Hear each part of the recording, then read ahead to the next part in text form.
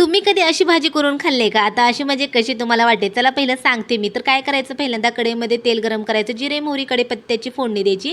नंतर बारीक कट केलेला कांदा, ओला नारळ, थोडीशी अद्रक लसूणची पेस्ट, टोमॅटो हे नीट व्यवस्थित छान लालसर असं भाजून घ्यायचं. हे सगळं लालसर भाजते तोपर्यंत लगेचच मीठ घालायचं. मीठ घालून झालं की लगेच हळद, थोडासा गरम मसाला नीट व्यवस्थित मिक्स करून घ्यायचं.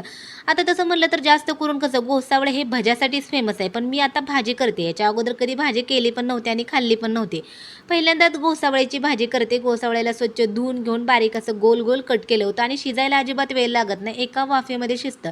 त्यामुळे पाणीसुद्धा घालायची गरज नाही. शेंगदाण्याचा कूट घालायचा, चटणी घालायची आणि अजून झाकण लावून 1-2 मिनिटं वाफ द्यायची.